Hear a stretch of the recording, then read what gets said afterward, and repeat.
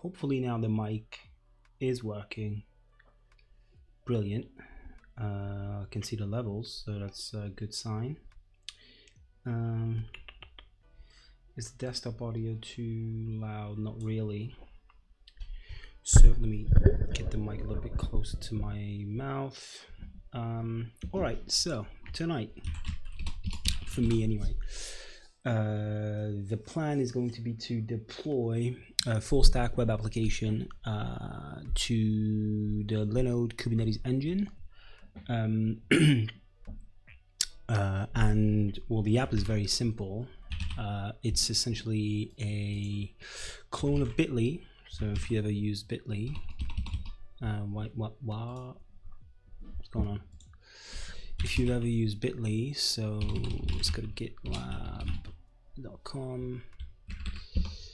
It used to be called pocket.us, but I am going to rename it to chop.xyz, and essentially, so it's a backend and a front end, so it's a monorepo type thing. Well, I have a backend, right, written in Go using the Go Fiber framework, and the front end is written in React, but not just any flavor of React, React.js, which is the bloatless alternative to React. So if you're looking to sort of, if you have like very simple, very minimal apps and UIs that you want to develop, I highly recommend and I strongly suggest you choose React over regular React, because it comes with all of the fat trimmed, and you get like 3 KB production builds, which makes life a lot more easier. So yeah, so it's so the architecture is very simple, really. It used to be deployed on DigitalOcean through Docker Compose, and as you can see, it's a very simple sort of setup. I have my client, a cache with that uses Redis, the API, and a database. So very basic CRUD app, and then the UI's got its test, and then it's essentially an Nginx. So we built the app first, right? We built the app with Node, and then we essentially just create an Nginx container.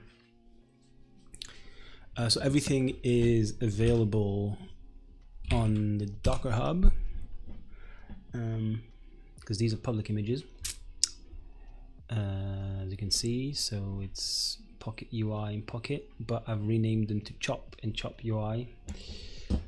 Chop with a T because chop.ui, chop.xyz was taken. So yep. What else? Have I missed something? Not really, no. So we can crack on with this. Now, first order of business is going to be, of course, to well, let's first create. Let's go to temp. Let's create a directory. We'll call it chop, like that. Actually, no. Let's call it chop. MD chop, like that. Boom. Everything is going to happen within inside this directory, except the initial bootstrapping of the cluster, which is going to happen here. I've already got something cooked up, so we can look at it. Nope, that's not what I want to look at. That's what I want to look at. So I create a provider, I create a cluster, and a kubeconfig file. And if we look at the variables, as you can see, actually let's call it chop.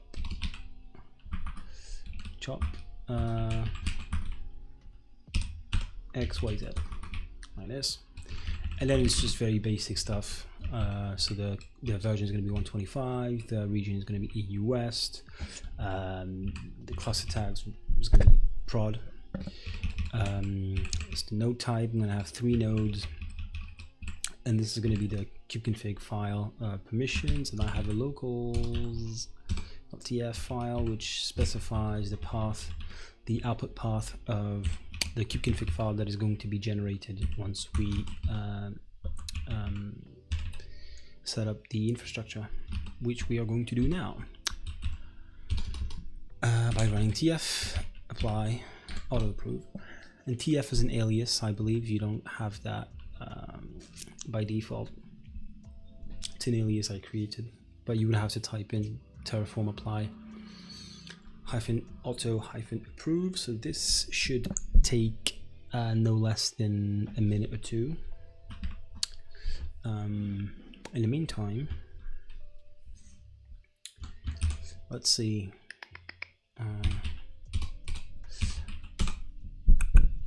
Let's look at the football.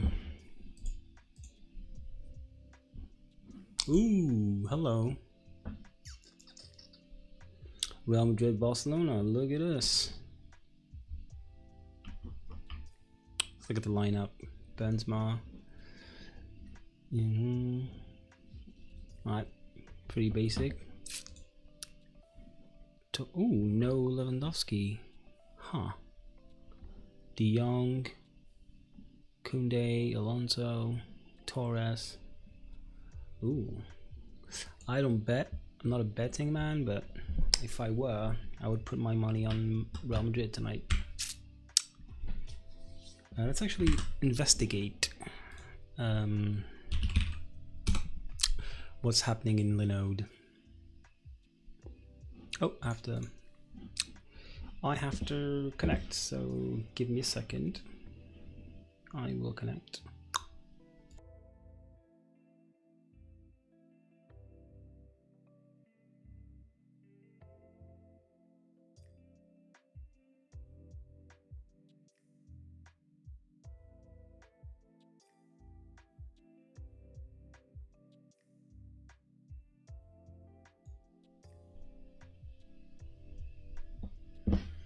And we're back, and as you can see, if we go to Kubernetes, chop XYZ, and it's provisioning now. So it's created 3 nodes, and they're provisioning at the minute.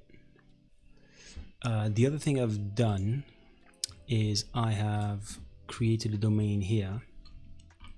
So I've essentially just added my domain. So you can create one for yourself, and then once you do, you have to go to wherever you registered that domain, and then within the DNS options you're gonna have to add the name server records, and then wait for a bit. They say between 24 hours to 48 hours max. In my experience, it never takes more than 10 minutes, so you shouldn't have to wait that long. Let's go back to Kubernetes. In fact, let's see. Yeah, so the infrastructure is bootstrapped, but we're still provisioning, so we can't do much here, unfortunately. Oh, actually, no, they're all running. Cool. So the next order of business is going to be to set up the default kubeconfig file, and as you can see, a kubeconfig file.yaml has been created, right? And we will use that. So we will export the variable, as you can see, boom, LKE, blah blah blah, CTX default. One thing I'm going to do really quickly is I'm going to change the name of the context to chop XYZ, and we'll set the current context to chop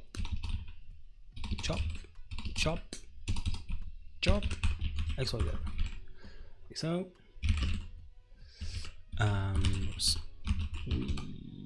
gonna save this, and as you can see, boom, the prompt has updated. So the way we're going to go about this is well, first of all, let's see if we can actually connect. So we'll do quick kget nodes. No, we cannot, and I believe this is because my date and time isn't in sync. It usually tends to fix it. Yeah, so if I do kget nodes now, it should work, hopefully.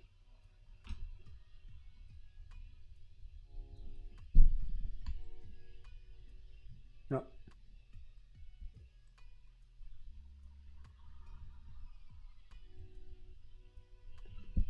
Well, this is, oh, boom, it works. So let's go back, boom. All right, good. So we've got our 3 nodes already ready to go. So we can work with that now. So first order of business. So the way we're going to go about this is we're going to deploy the backend first, right? We're going to deploy the backend, right? So if we go back to our Docker Compose, we're going to get we're going to follow the depends on thing, right? The hierarchy. So the API depends on the database, and it also depends on the cache, but much less so the cache. But we're going to deploy the database first, then we're going to deploy the cache, and then we're going to deploy the API, right? So we'll have a deployment for each, except the DB is going to be using Helm, and the cache and the API will use regular deployments. So yeah, let's crack on with this. So now for the database, we are going to have to create a volume and a persistent volume claim. So for that, we head over to the kubernetes .io docs, and we're going to search for persistent volumes. Boom. And then we are going to do kind persistent volume claim, like so. I'm just going to copy this whole thing. Actually, we don't need that. We'll just copy this. Right, so we are going to create a chop pvc.yaml.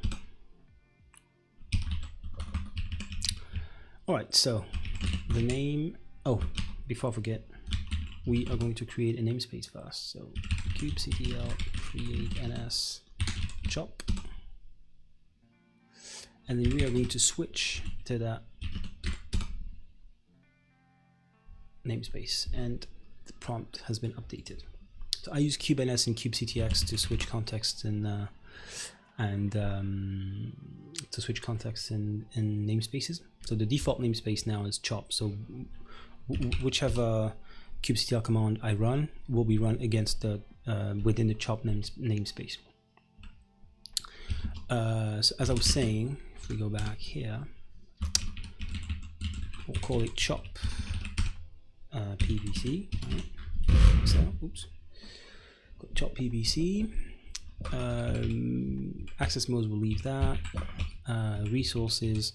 Now, one thing about Linode is that the minimum amount of storage you can give a volume is 10 gigs. So even if you put something less than 10 here, it's going to inevitably create a volume of 10 gigabytes. So we go to Linode persistent volumes.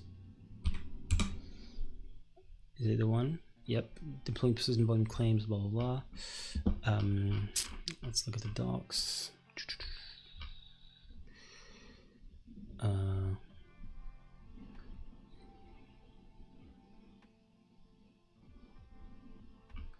hang on. Yeah, that's the because block storage volumes have a minimum size of 10 gigs. The storage has been sent. If you choose a size smaller than 10 gigs, the PVC will default to 10 gigabytes. So blah blah blah. And then the storage class name, we'll use Linode block storage and not Linode block storage retain. You can choose one or the other. I'm going to go with the former, like so.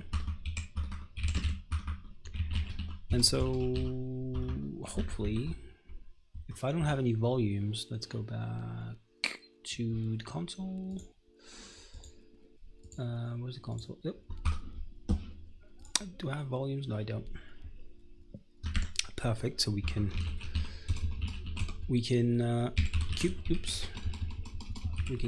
kubectl apply -f chop pvc, and it's going to create it hopefully.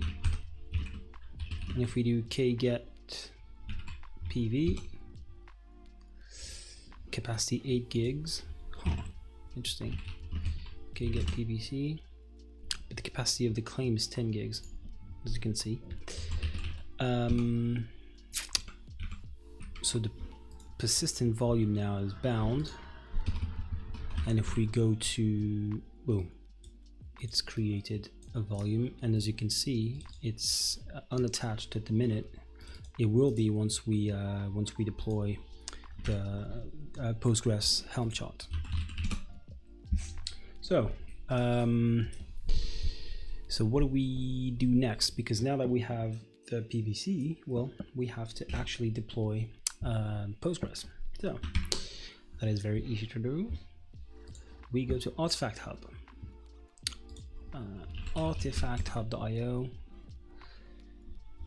and we look for PostgreSQL, which is Bitnami. They are very reliable with their Helm charts.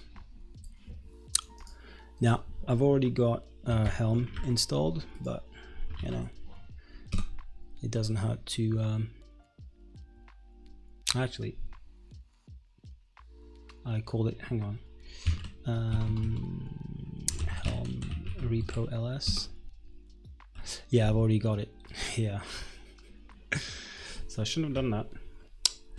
But make sure to rename my repo to Bitnami or to whatever you want.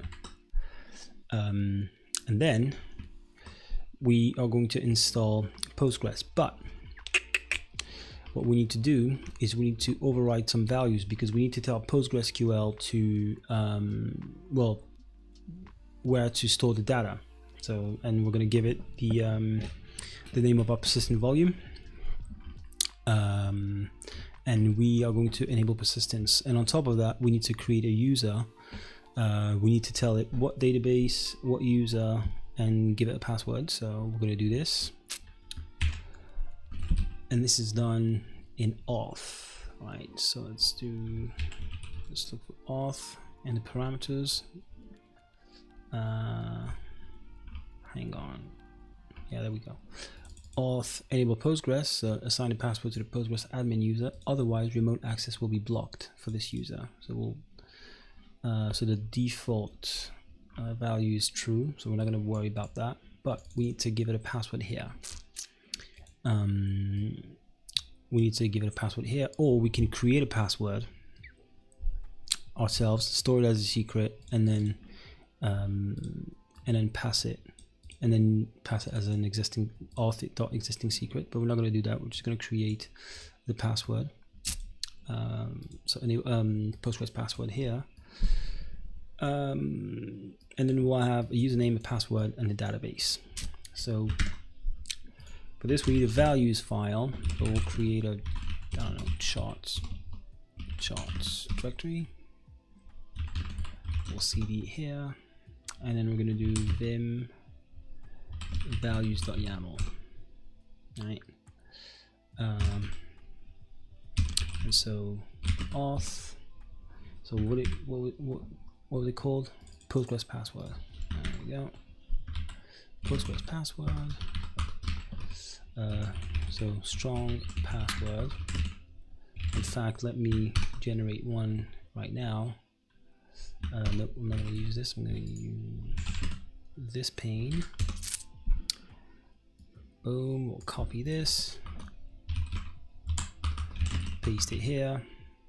All right, and the command is gpg -gen -random -armor 119. So this is going to give us a 19 characters long strong password. So boom, username, password, and database. Whoops. Let's actually save it so it formats. Did it format correctly? Okay. No, it did not.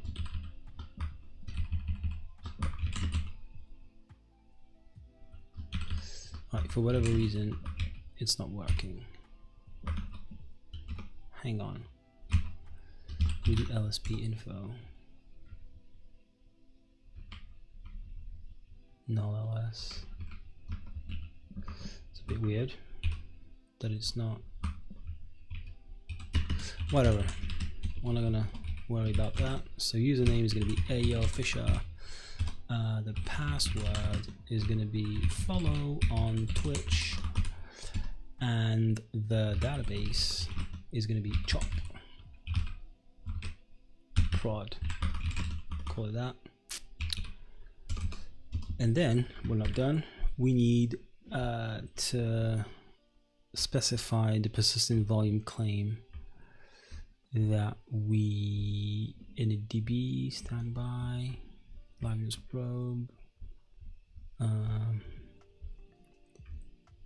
primary persistence enabled true, and persistent existing claim, so name of an existing PVC to use.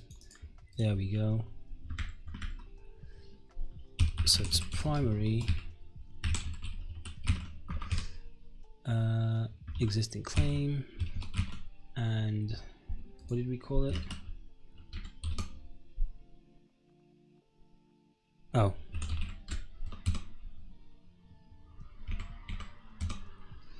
chop PVC.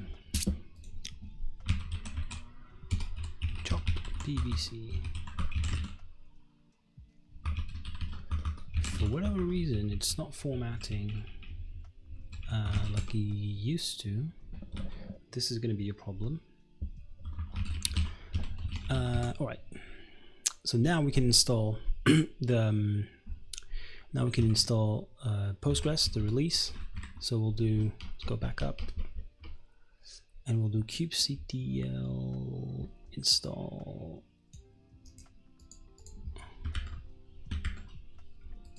We'll do no, we'll do Helm. Ugh, did I not copy? Copy, paste.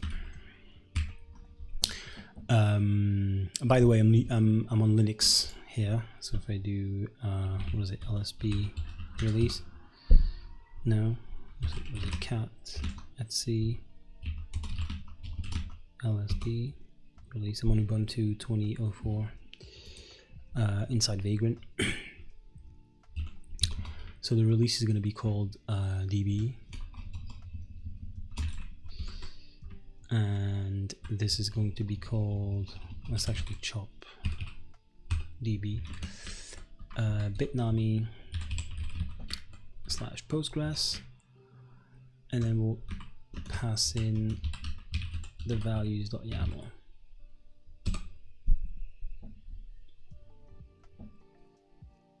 All right, so it's deployed, and we can check this by going kget svc. As you can see, we've got service, we have got stateful set, which isn't ready yet. Let's look at the pod health. Okay, it's running, but it's not ready for whatever reason. This is, oh, it's running. Cool. So it's running and ready. So now we can test that it works. So we're going to do kubectl port forward address 0000. We're going to do service/chop -db Postgres on port 9393, and down here we're going to use pSQL to, I think it was called prod, right? Yeah. And what was the password? Actually, do you know what? I think we can access the password if we do kget secret. Yep, we've got the password here. So kget secret -OYAML.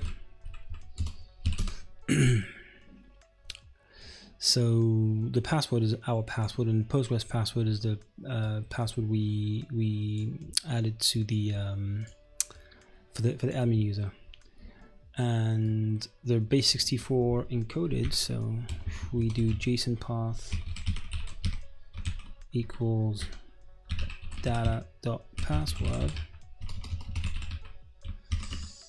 and then we pipe that to base 64-d, we get the password. And I believe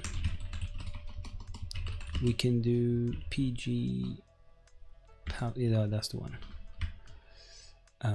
except we're not going to do this. We're going to do, remove this, and we're going to do chop hyphen. Boom. So if I echo pg password, now hopefully when I run pSQL now, it's not going to prompt me. Yep. Boom. We're connected. So we know it works. Brilliant stuff. So everything works great so far. So let's head back to the Docker Compose YAML. So the DB is done, right? Now we need to deploy the cache. So we'll do that. That's going to be very simple. We'll do kubectl create deploy cache, and we'll specify the image as Redis Alpine, and we'll just create one replica. Replica equals 1.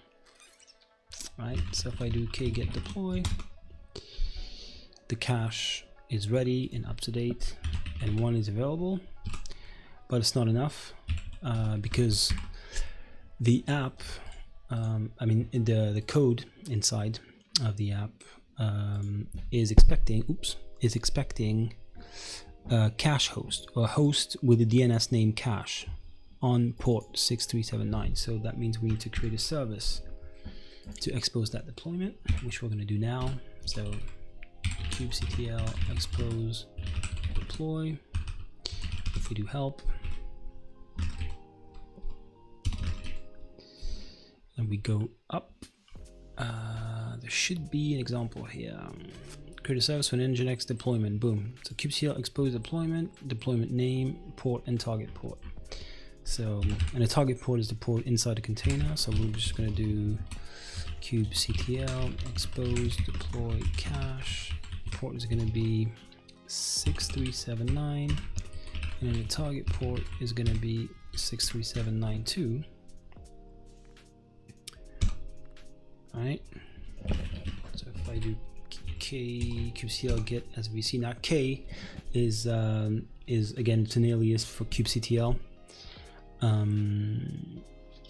And so if I do kget endpoints,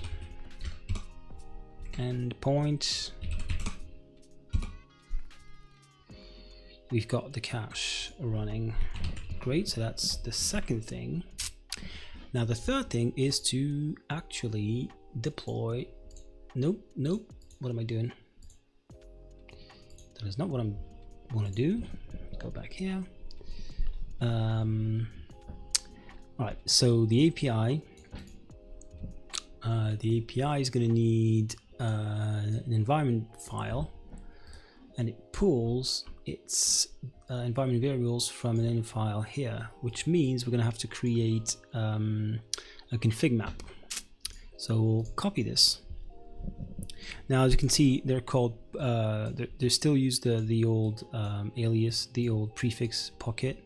I'm gonna have to change this inside the code once I'm done with this. But for the moment, it's fine. So let's create a file called chop config.env. We'll paste that. So the base URL is going to be https chop.xyz. The DB time zone is going to be Europe/Paris. DB port is going to be 5432. The name of the DB, we specified it to be, I believe, values chop prod. The password, we're not going to worry about that, and the DB user is AO Fisher, and of course the DB host, well, the DB host is the name of the service. So if we do get svc chop db PostgreSQL,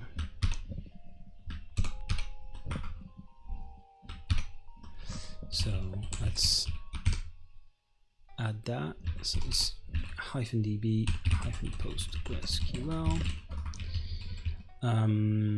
Great. So now we're going to create a config map. rm1 kubectl create cm. Let's see. We could do something like this, right? We could do from literal, so we could do something like kubectl create cm chop config, and then from from literal, and then we could do pocket db blah blah blah. We're not going to worry about that. We're going to use this from end file flag to from end file, and as you can see, specify the path to a file to read lines of key equals value pairs to create a config map. So we're going to do just that, and we called it chop config.env. And so as you can see, the config map, config map's created. So get cm chop -config -o YAML, and we've got everything we need, right?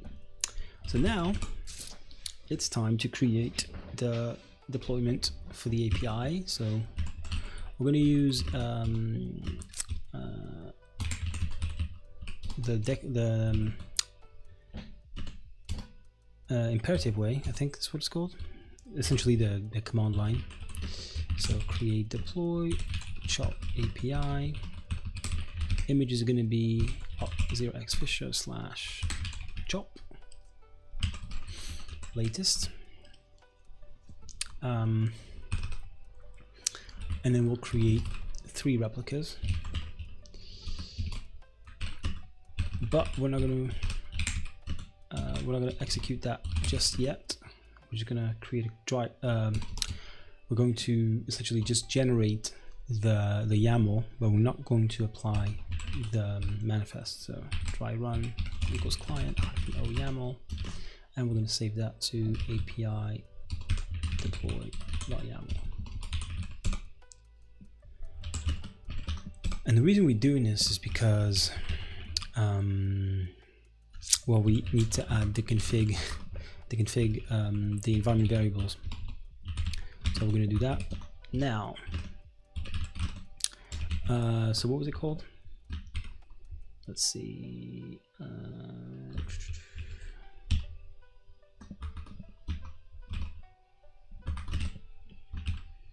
Chop.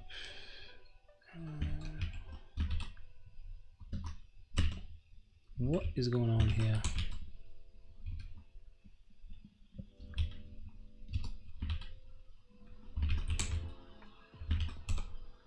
There we go. So it's pocket db host, right? we're going to say value from config map keyref, right? So the name of the config map is chop. The original stove. Thanks for the follow, man. Oh, women. Say hi in the chat. Chop config, right? And the key is going to be pocket db host, like so. And because we're lazy, we're just going to copy this 5 times, and then we'll do the rest. So user, your, what else do we have? We've got name,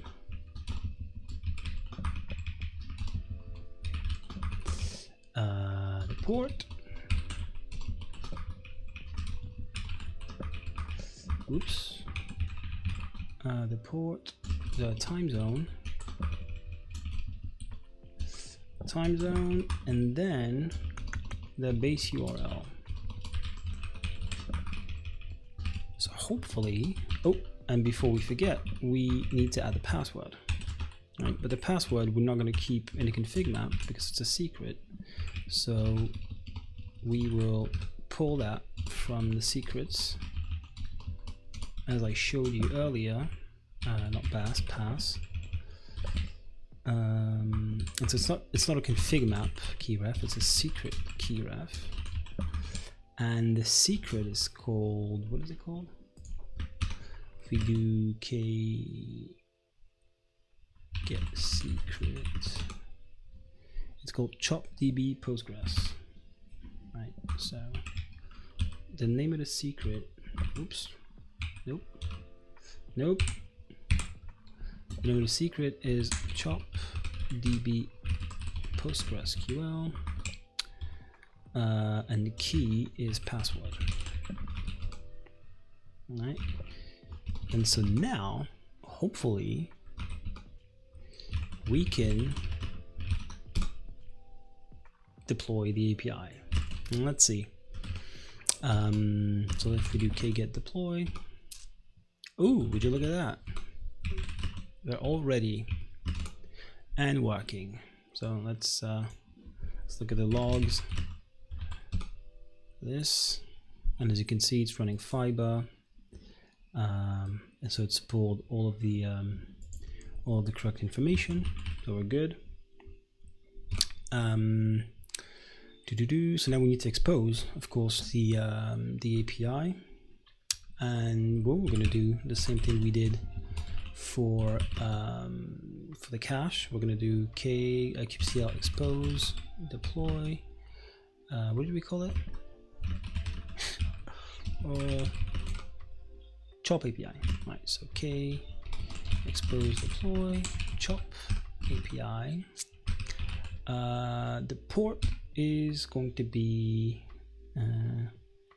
let's do 9393, and then the target port is 3000. There we go. So if we do kget svc, we should have yep, there it is, chop API running on port 9393. So now I'm going to show you a little trick. We are going to run a temporary directory, a temporary pod inside the namespace, so an nginx pod that will be used to curl the API using its DNS name, like so. So we'll do k run temp image equals nginx alpine. We are going to remove it as soon as it's done. We want it in interactive mode, and we want it to never restart. And then we're going to do curl http chop API /API. Actually, it's 9393 /API /pocket /does not exist. The reason I'm doing this is because we only have 3 we've only got 3 routes, right? So we've got pocket code, which is going to redirect us to the URL. We've got a post route to create a new link, and then we've got this one, /API/pocket/code, which returns essentially the object from the database. And if it's not found, it returns a 404. So it's the only way for us to actually have a response in JSON, and then I pipe this to JQ, as you can see, to get the pretty output. And hopefully this should return something with a message. Hopefully. Yep, error, no URL is associated with this code, which means the API works and it's been deployed and it's talking to the database just fine. So it's cool. So now all we need to do is deploy the front end, and hopefully we won't have to do much, because it's a static site. So there's no config map, no secrets, no database, nothing like that. So we're going to create again another deployment. We're going to call it chop UI. The image is going to be 0xfisher/chop -UI latest, and then we'll just create one replica. Replica's 1. You don't have to do this, but it's good to get into the habit of doing that. Create deploy, blah, blah, blah. Boom. And then once we're done, we can essentially just expose it like so. UI, we're gonna expose this on port 8080, and the target port is 80. And the reason why the target port is 80 is because if we go to the UI and we pull the production Docker file, it's an Nginx. It's an Nginx Alpine image which runs on port 80. So that's why we do this. And similar to what we just did, we'll do kubectl. Where was it? There we go. But instead of doing this, we are going to call the UI instead. So yeah, chop UI, and hopefully we should get some HTML back. And we do, and as you can see, chop.xyz, URL shortener, blah blah blah. Good. But the problem is we have no way of accessing this through the internet. So we're going to need to create an ingress, and for this we need to go back to Artifact Hub, and we'll go Nginx Ingress. Where is it? Ingress? Yeah, that's the one. Nginx Ingress, or Ingress Nginx. I think this is the official one, right? Yeah, it's the official Kubernetes Ingress controller. And there's many of them. There's traffic. There's tons of them.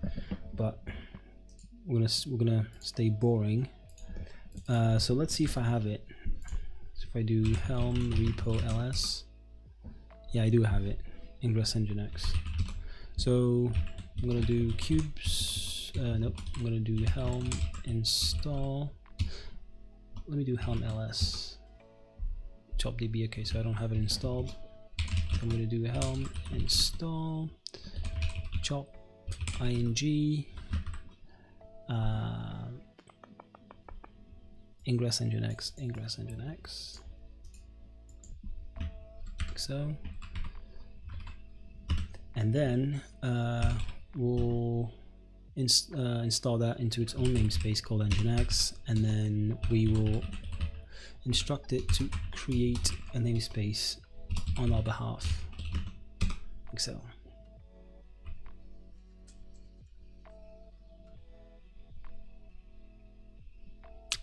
And hopefully this is gonna work.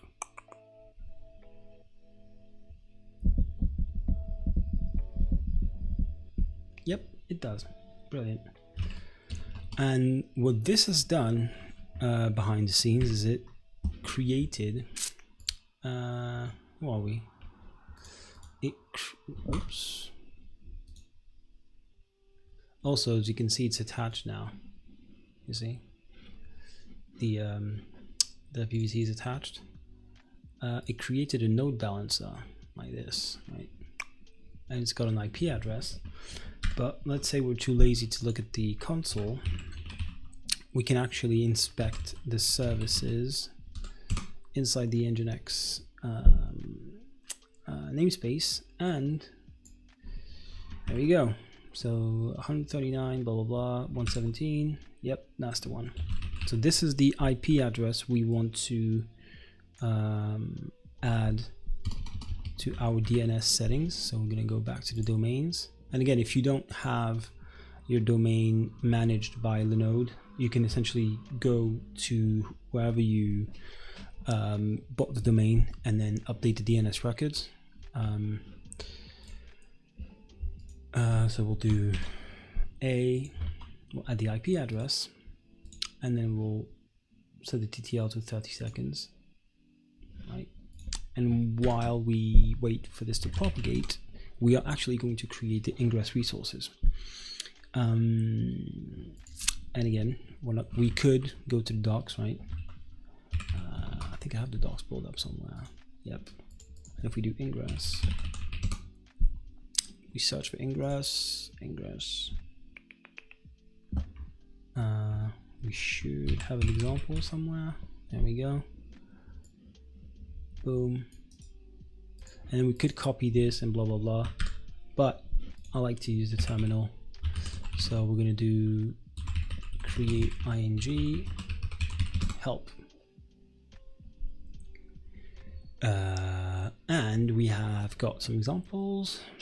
So create an Nginx, create an Ingress with multiple hosts, create an Ingress with the same host in multiple paths. So we're going to use this, right? So we can essentially chain all the rules, and the format is the following. So we'll do kubectl create ingress chop ing. Actually, just call it chop.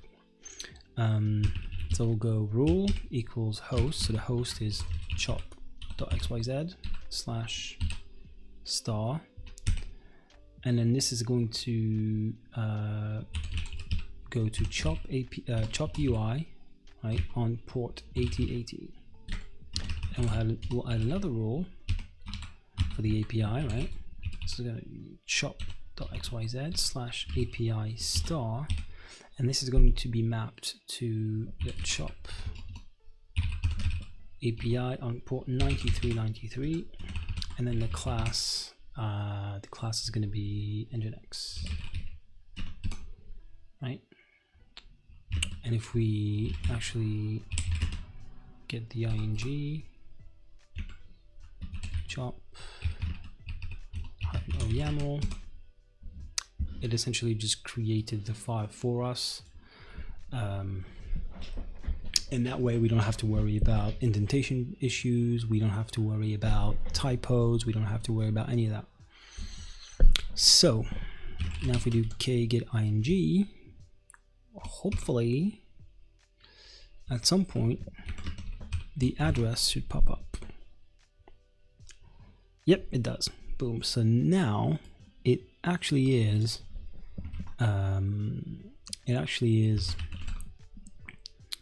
connected. So let's do an NS lookup. All right, so DNS has propagated. So this is the IP address of the node balancer. So if we curl http chop.xyz, yep, we get the HTML. And let's open a Firefox window. Let's actually open a Firefox window to test.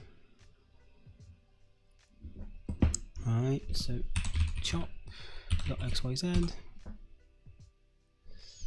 Why is it HTTPS? It's not HTTPS, it's HTTP. There we go.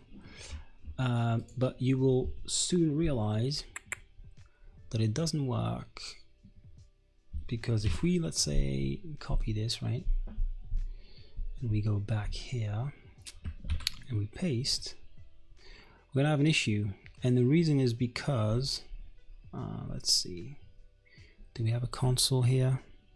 Yeah, we do. So let's try again. Zoom in. Can we zoom in on this? Yeah.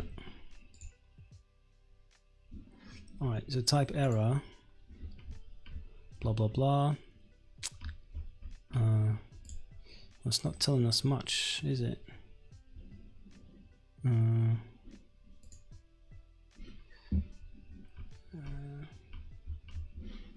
Let me do this on Brave. Let me do this in Brave. Let me pull a Brave window. All right, let's do this. Shop.xyz. Right.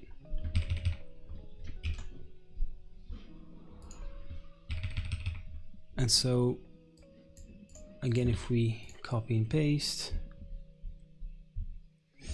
there we go, there we have it. Error cert authority invalid. So that means we don't have HTTPS, which means we need to set up HTTPS. Thankfully, we have something called Cert-Manager in Kubernetes to help with that. So if we go back to Artifact Hub, there we go, and we pull Cert-Manager. This is going to help us with setting up the everything we need for HTTPS to work, so TLS and SSL certificates and everything else.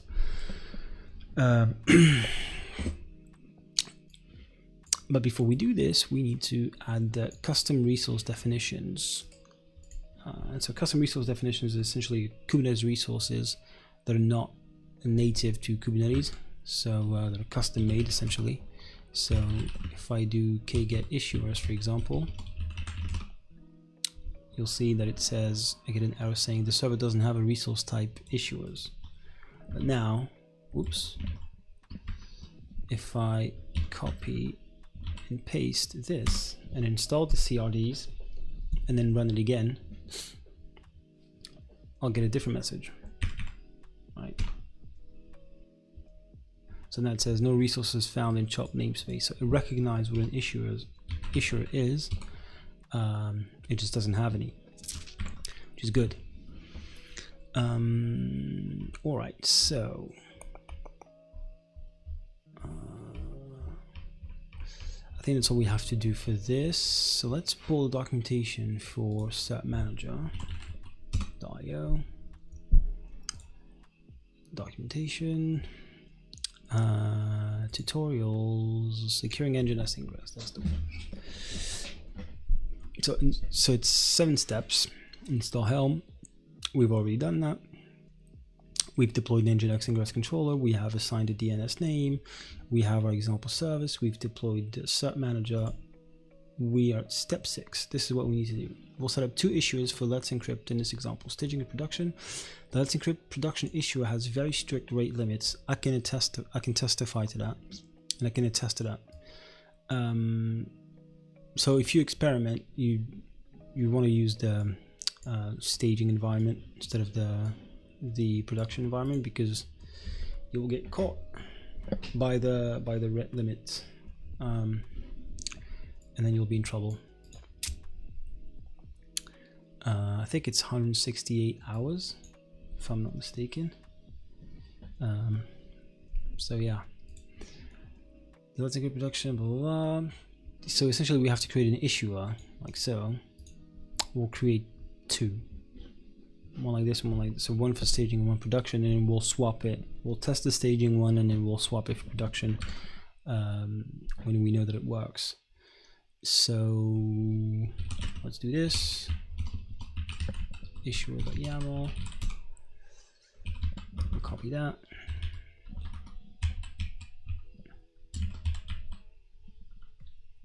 Whoa. There we go. So the name is going to be chop staging. The email, now the email has to be valid. So I'm going to go fisher@gmail.com.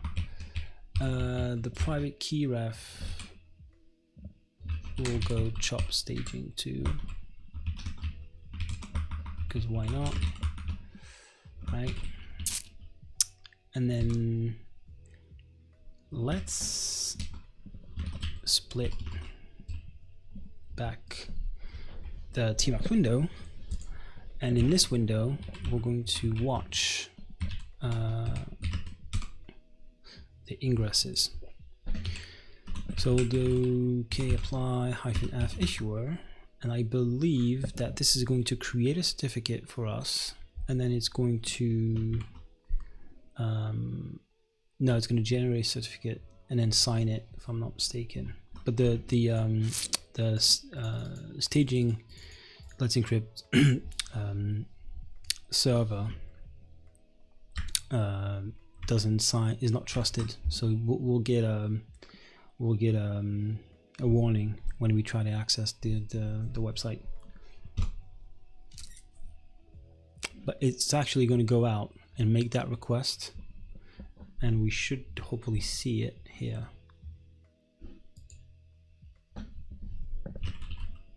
And I believe it created a certificate too.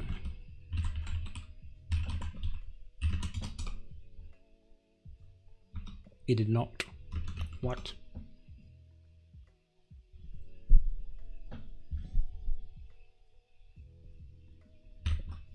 Hang on a minute.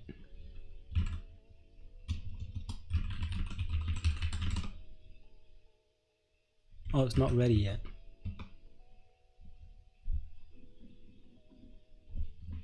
Well, it should be.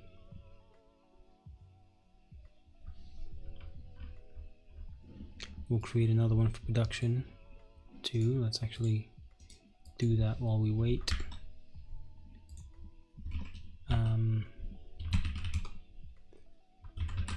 Where are we? CD temp. What did we call it? Chop.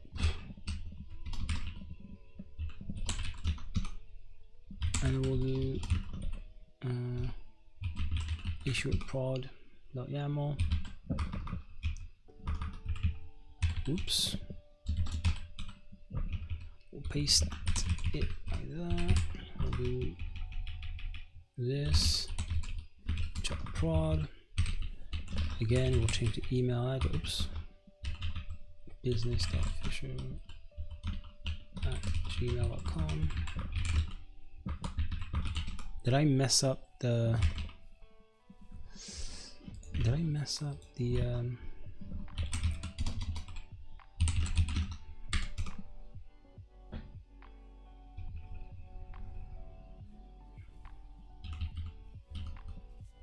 well, no.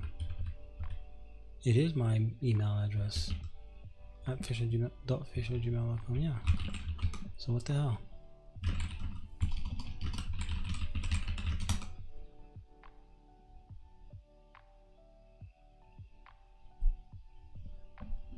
It is slow. Maybe the internet is slow on, yeah.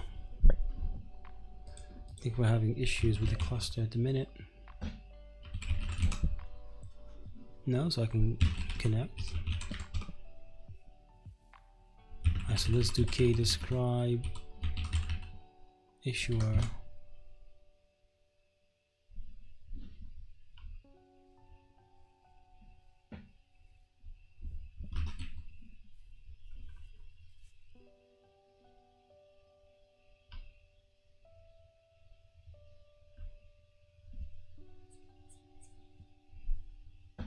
There are no events,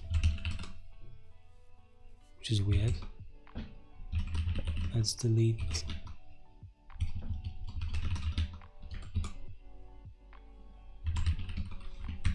Hang on, did we do something wrong? Actually, do you know what? Let's copy it as is.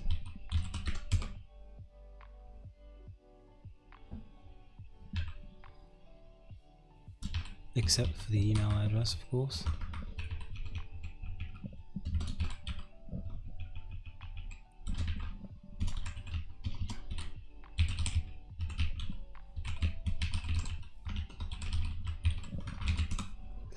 Let's see. We'll apply one. We will apply it again. kubectl apply -f issuer.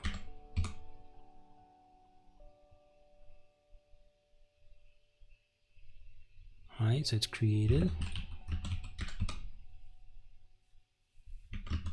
Now let's see. It's neither ready nor... This is weird. Let's go back. Let's continue.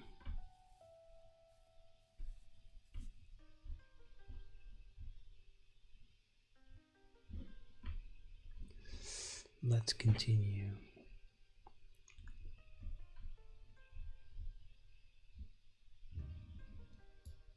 We'll have another one for production, just for good measure. I think we already have it.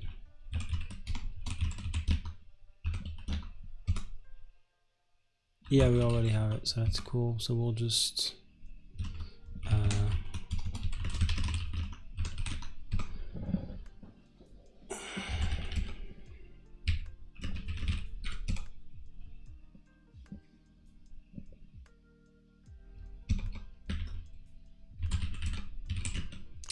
and then we'll do k-edit ing chop ing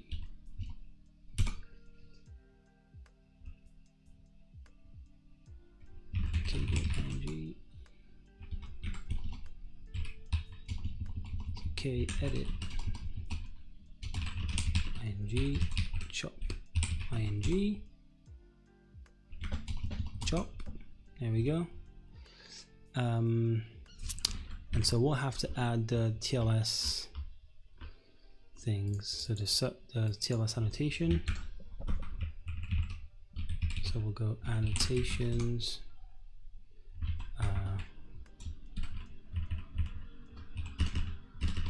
Like that. So the one we had for staging, I believe it was called Let's Encrypt Staging. So we're good. And then we'll just take this, copy and paste it. Whoa.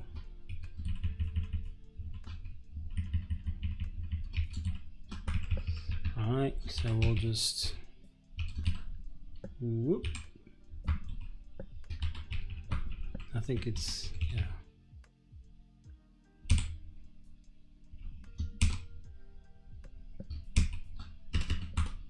Right. 1, 2, and this is 1, 2. Alright, the secret name is going to be called, we'll call it chop xyz tls. The host is chop.xyz. What? Oh god, do you know what I'm going to do? I'm going to get the ing in YAML, and I'm going to save it as an ingress. Boom. And get rid of this, the UUID, status, and then we'll do annotations. We'll paste this like we did. There we go. Paste this, and then we'll take that and edit it.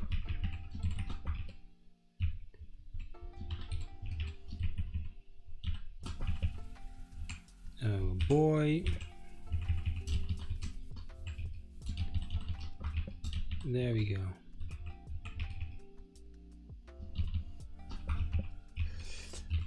So this was chop xyz tls. This is chop.xyz, and if I'm not mistaken, the issuer is called Let's Encrypt Staging. So we're good. Now hopefully we should have, if we apply the ingress, so we don't have to worry about the warning. But now if we do k get ing, so we have 443.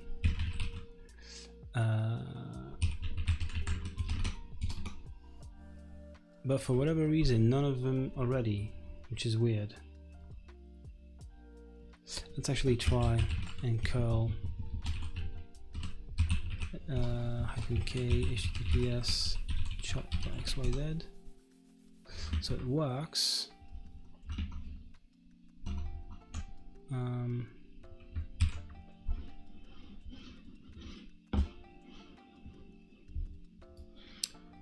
Now if we do this, we should get a warning here saying that, yeah, the connection is not private. So we do advanced, we proceed, and now it works. And so this time if we copy this, right, like that, boom, we have it works, and we have a short link, and if we click on it, it takes us to the website. But of course we don't want to have to we don't want users to be welcomed and greeted with this horrible warning message. So we're gonna fix that, and the way to fix it is essentially to edit the annotation, and instead of let's encrypt staging, we'll go chop prod, right? And so if we do k edit k get ing, we shouldn't have any problems, right? I just wonder why the issue is not ready, not set already, whatever. But it seems to work just fine. So if we do https, if we curl without the K means, I think it means ignore the SSL warnings. Also, it didn't work. Huh.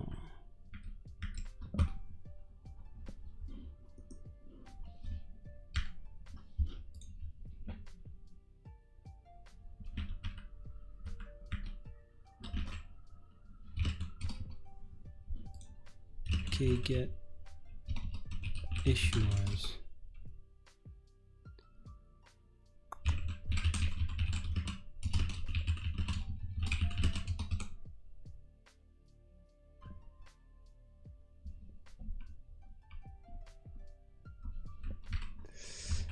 Something wrong here.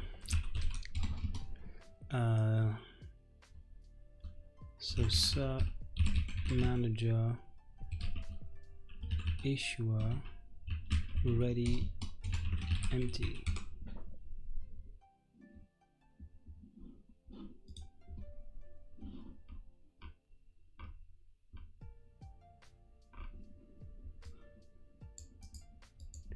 I don't even think it created the certificates, did it?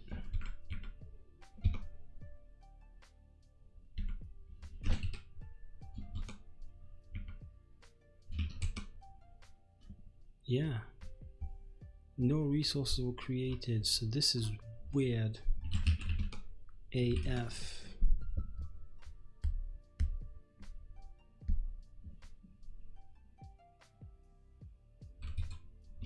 Oh, you want to know why it didn't work?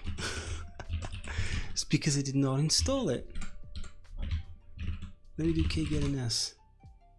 Yeah, I did not install it. Oh boy. Alright, so if we install, God help us.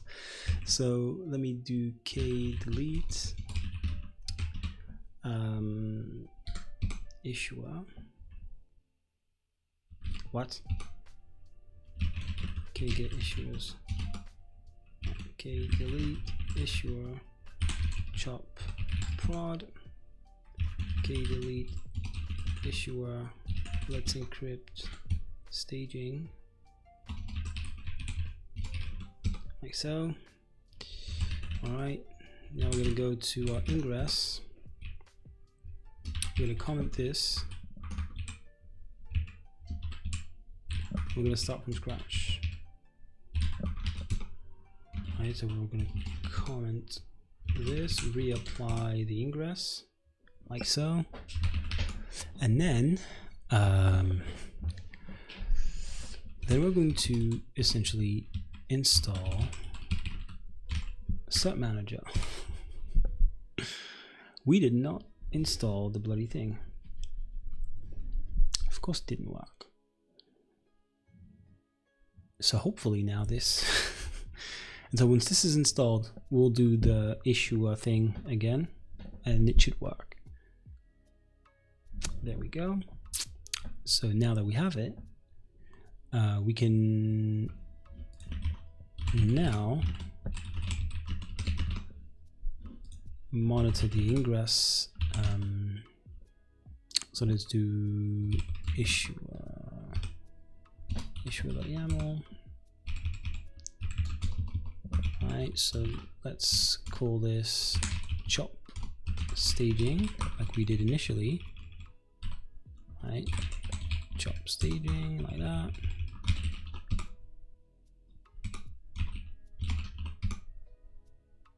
Okay, and then we can apply this .yaml, and so hopefully now we should see something appear here.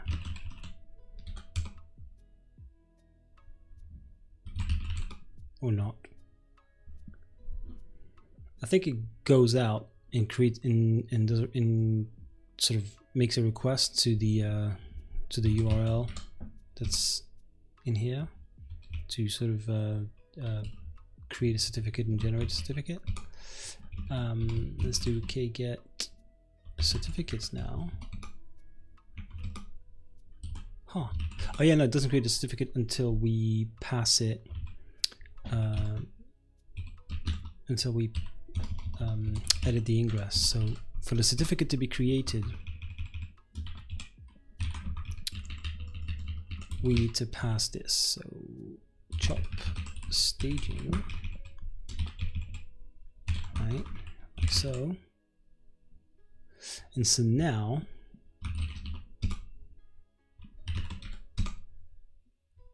if I apply, let me go back to the chat. Maybe I missed something now. Let me go back. Cool. So if I kubectl apply now the Ingress. Now hopefully this should, yeah, boom. It goes out, it creates the, I think we'll see the address appear briefly. But as you can see, it creates an Ingress like of if I do kget ing -yaml. Yeah, boom. That's the path.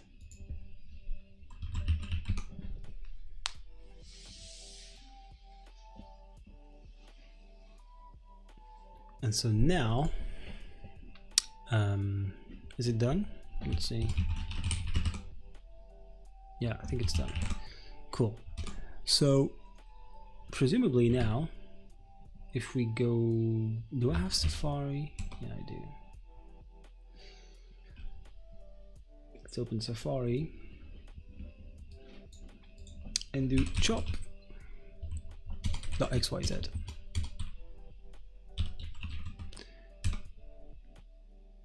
Yeah, so this connection is not private. Show details. You can visit this website. Yes, I'm going to visit this website. All right, cool. Works. Blah. Boom. Boom. Boom. It works. Brilliant. So we'll quit Safari. And now that we know that it works, we are essentially just going to do the same thing. So k-apply -f issuer prod, and we're going to go back to the Ingress and switch that to chop prod. Right, and now we apply the issuer.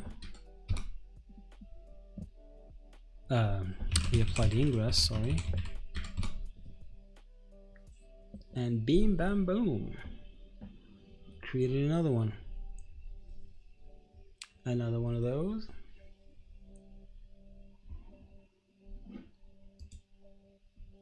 And so hopefully now we won't have to worry about these stupid messages. So let's see, https chop.xyz. What? Hang on, it's supposed to work. Oh, as you can see, boom, boom, boom. I don't think it's done. Okay, get issues. Okay, get ing. Alright, so if we curl, yeah, it works. So what are you on about? Boom, yeah. Brilliant. Let's test that again. And it works. We have deployed a full stack web application from zero to Linode. So it went smooth, you know, I want to say it went smooth, except when we forgot to actually install Cert-Manager as a Helm chart, but it went smooth. Now, of course, we wouldn't want to stop here. Next step would probably be to install monitoring, to set up logging, to even set up Argo CD, to have a sort of CI/CD pipeline where the cluster gets updated based on it's essentially, the idea is that you would have all of your files, all of your manifests, you know, whatever we have here, into its own separate repo, and then have the cluster watch for changes in these files, and then update the cluster accordingly. And Argo CD does that. So I think it's good. I'll use this project to as sort of a sandbox to add many different things. So we'll maybe in a different stream or a different video, I will set up monitoring with Grafana. I will in Prometheus. I will set up logging and all of these other things. So I really just wanted to do this quick stream just to, you know, get it out of my system, because I've been meaning to do a video like that for a long time. So yeah, I'm gonna take all of this down because I'm doing this on a separate Linode account. If you want to help me out, and if you want to support me, and if you found this useful, please use the my link,